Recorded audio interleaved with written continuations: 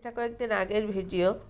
আব্বু এসেছিল 2 দিনের জন্য আমার বাসায়। আর কি হয়, বাড়ি থেকে যেই আসে, যেহেতু আমার বাসা বাস স্ট্যান্ডের কাছে হওয়াতে আমার বাসায় সবাই এসে ওঠে। তারপরে কাজ সেরে যখন চলে যায়, সুমো জানতে পারলে ভীষণ হইচই করে।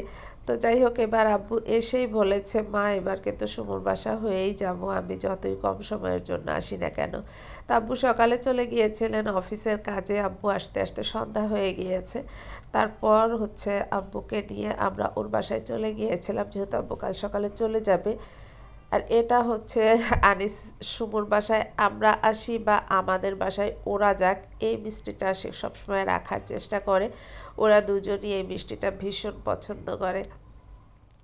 আর ও নতুন ফ্ল্যাটে উঠেছে, এখানে হয়তো গত মাসে উঠেছে। তো যাই হোক, ওর নতুন ফ্ল্যাট নেবার পর আমার আর আশা হয় নাই, খুব সুন্দরভাবে গুছিয়েছে।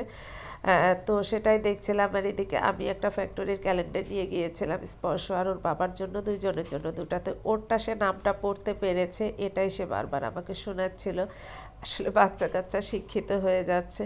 তো ছোট্টু আবার ভীষণ মানে যে রাগ হয় যদি বড়টার দিকে বেশি অ্যাটেনশন দেওয়া হয়, যার জন্য তাকে একটু বেশি খুব মুডি, সে তাকে ভালোবাসাটা একটু বেশি দেখাতে হয়। এগুলো আমি গতবার যেতে দিয়েছিলাম স্পর্শ, সেটাই দেখাচ্ছিল যে আমি কিভাবে এটা সাজিয়েছি। আমার শরীরটা তো ভীষণ খারাপ, আমার কণ্ঠ শুনেই হয়তো সবাই বুঝতে পারছেন।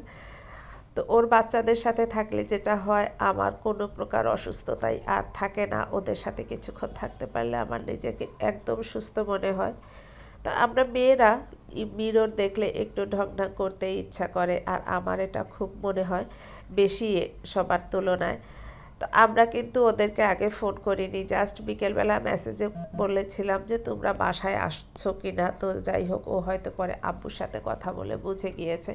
এসে দেখি অনেক রান্নাবান্না, বড় হাঁড়ি ভরে হচ্ছে গরুর মাংস রান্না।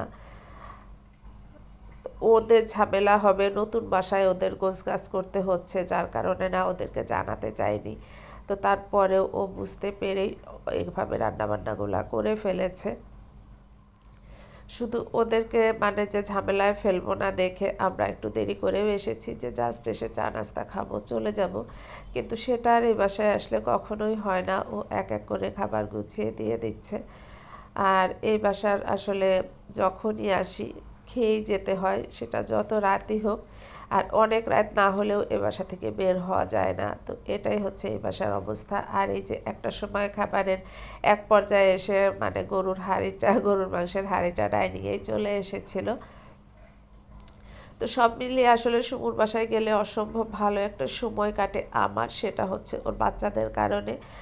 আর ওরাও যখন আমার বাসায় আসে অসম্ভব ভালো একটা সময় কাটে আমার, সব মিলিয়ে। তো সব ভালো থাকবেন সবাই, আর দোয়া করবেন আমি যেন দ্রুত সুস্থ হয়ে যাই।